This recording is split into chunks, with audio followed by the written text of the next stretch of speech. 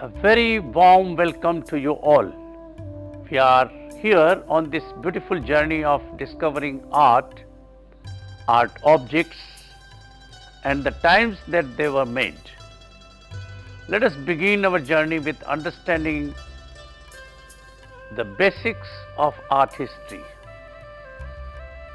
By the end of the lesson, you will be able to acquaint about the meaning of art, illuminate on various significances and dimensions of art, understand how art can be used to interpret a certain era in history.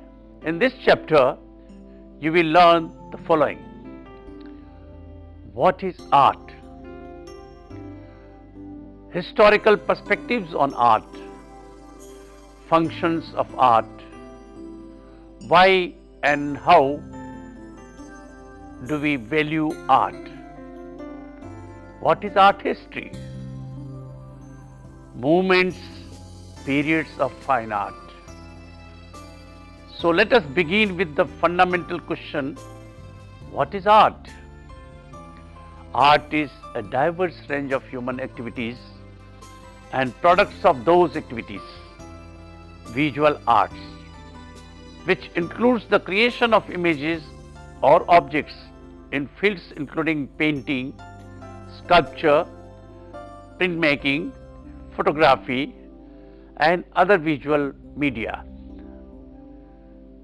Architecture is often included as one of the visual arts. However, like the decorative arts, it involves the creation of objects where the practical considerations of use are essential, in a way that they usually are not in a painting. For example, music, theatre, film, dance and other performing arts, as well as literature and other media such as interactive media, are included in a broader definition of art or the arts. In its broadest sense and closer to its Latin meaning, it means that which roughly translates to skill or craft, as associated with words such as artisan. Art, at its simplest, is a form of communication. It means whatever it is intended to mean by the artist himself or herself. And this meaning is shaped by the materials, techniques and forms of the art, as well as the ideas and feelings it creates. Art can also simply refer to the developed and efficient use of a language to convey meaning with immediacy and depth. Art is an act of expressing feelings, thoughts and observations. This is an understanding that is reached with the material as a result of handling it, which facilitates one's thought process. Let us look at what famous people have to say about art.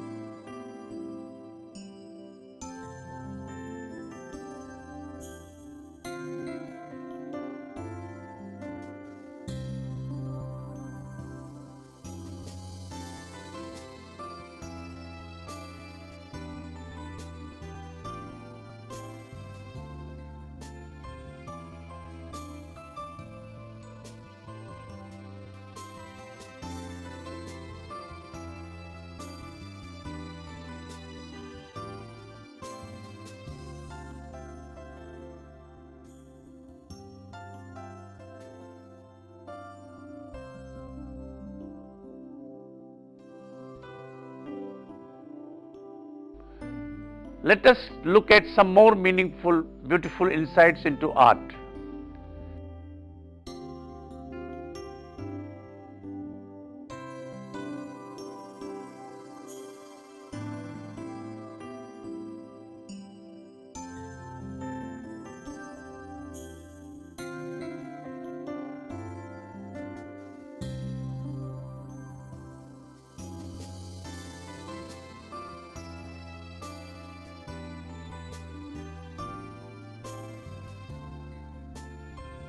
What is art history?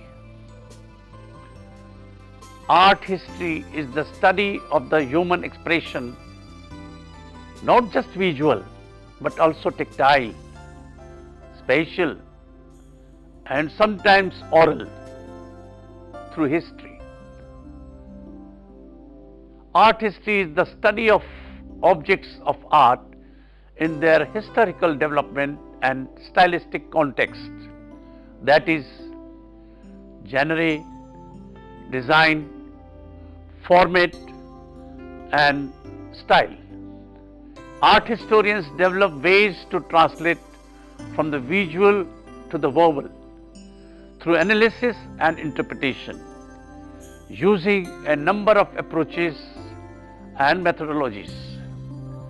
Art historians develop a spatial sensitivity and understanding of the way visual, material, and in contemporary art sometimes immaterial expression makes meaning in the world, and how those meanings contribute to our social, political, and spiritual life.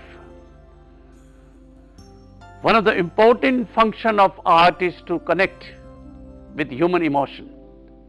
When artists create an artwork that appeals to one of the human emotions, that artwork is said to be a masterpiece. While art stimulates different parts of our brains, it gives us a way to be creative and express ourselves.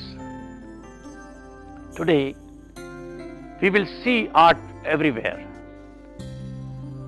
Look at the desk or a table or a mobile or computer where you are reading this right now. This module, that cup of coffee, that chair that you are sitting on, even though this is functional design, all functional design well done is art. So, can we say easily that art is both functional and hopefully aesthetically pleasing to our eyes?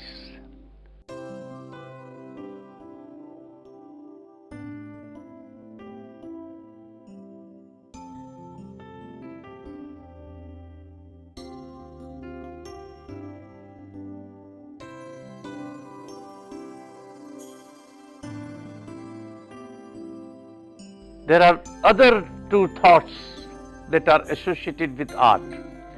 One is the timelessness of any art vis-a-vis time. It is said that art is the constant state of change. So nobody can really pin down what it is. So cave art in the prehistoric times is as much as art as the paintings of Picasso. Note the basic lines of cave art as opposed to the eloquent lines of Picasso's painting. This leads us to the next idea. Art is subjective and means something different to every single person on earth. What both of us may like and define as art might be different from what others might think. But such is the point of art. Art has the potential to be both subjective and objective at the same time. Let us look at the historical perspectives on art. Through ancient times, art has been defined as imitation or representation of nature or gods. The dominance of representation as central concept in art lasted from before Plato's time to around the end of the 18th century. Aristotle, in his interpretation of literary art and musical arts, he considered epic poetry, tragedy, comedy, dithyrambic poetry, and music to be mimetic and imitative art, each varying in imitation by medium, object, and manner. For example, music imitates with the media of rhythm and harmony, whereas dance imitates with rhythm alone and poetry with language. The intention behind imitation or mimesis was to represent the ideal and to educate the common man towards such ideal behavior. Until the 17th century, art referred to any skill or mastery and was not differentiated from crafts or sciences. In modern uses after the 17th century, where aesthetic considerations are paramount, the fine arts are separated and distinguished from acquired skills in general, such as the decorative or applied arts. Thus, the word art may refer to several things. First, a study of a creative skill. Second, a process of using the creative skill. Third, a product of the creative skill. Or fourth, the audience's experience with the creative skill. Poetry exists only by imitation. It is the same thing with painting, dance, and music. Nothing is real in their works. Everything is imagined, painted, copied, artificial. It is what makes their essential character as opposed to nature. During the Romantic period, art came to be seen as a special faculty of the human mind, to be classified with religion and science. For some scholars, such as Kant, the sciences and the arts could be distinguished by taking science as representing the domain of knowledge and arts as representing the domain of freedom of artistic expression. In the 20th century, our perceptions about art have undergone a sea change. The main focus shifted towards abstraction and the appreciation of form. The definition and the evaluation of art has become especially problematic since 20th century. There can be three approaches to assessing the aesthetic value of art. The realist, whereby aesthetic quality is an absolute value independent of any human view. The objectivist, whereby it is also an absolute value, but it is dependent on general human experience. And the relativist position, whereby it is not an absolute value, but depends on and varies with human experience of different humans. The formalist theory of art asserts that we should focus only on formal properties of art, the form, not the content. Those formal properties might include, for the visual arts, color, shape, and line, and for the musical arts, rhythm and harmony. Art, while a piece of aesthetic value, usually has a function to perform. They could be either one of the following or more. Physical functions.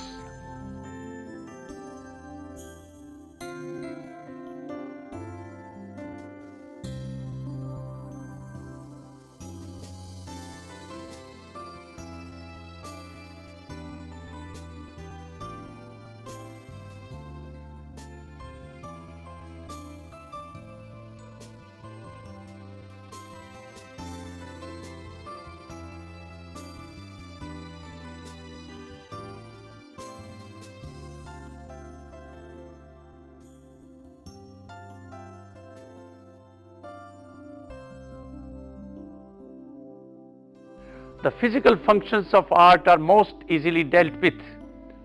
Works of art that are created to perform some service have physical function.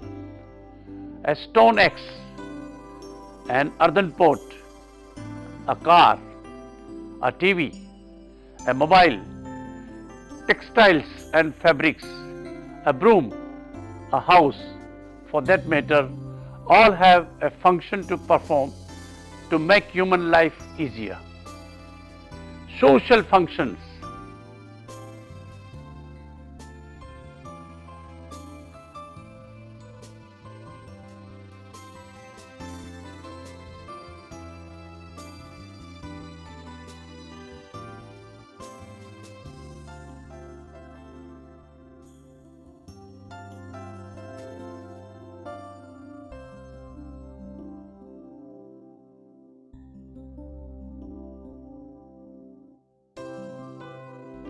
Art has social functions when it addresses aspects of collective life as opposed to one person's point of view or experience.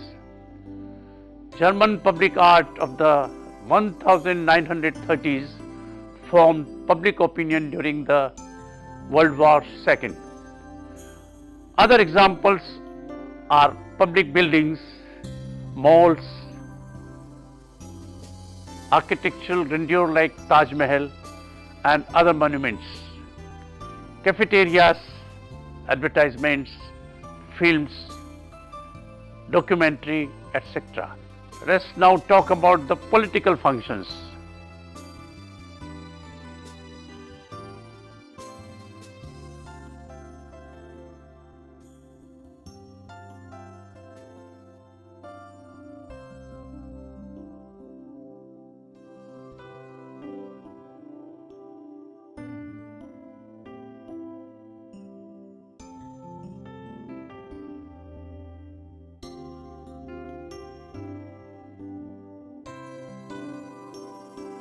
Political art skewed to whatever message always carries a social function.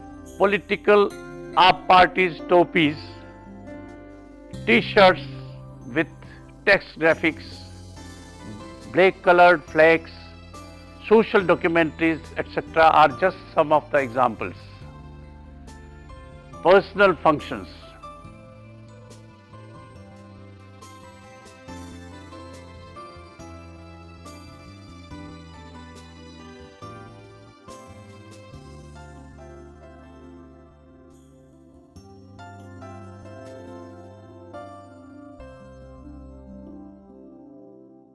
An artist may create out of a need for self-expression or gratification.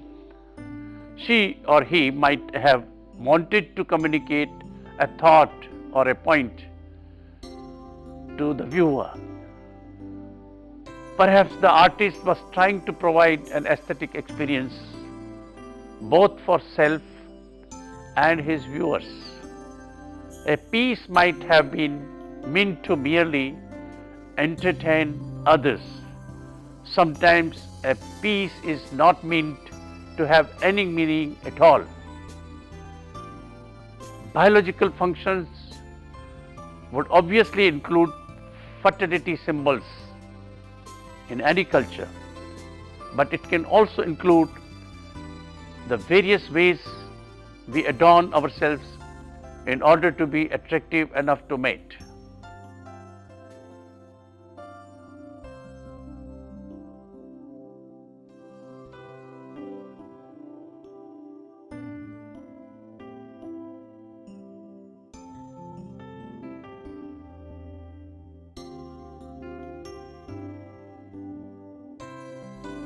Religious functions.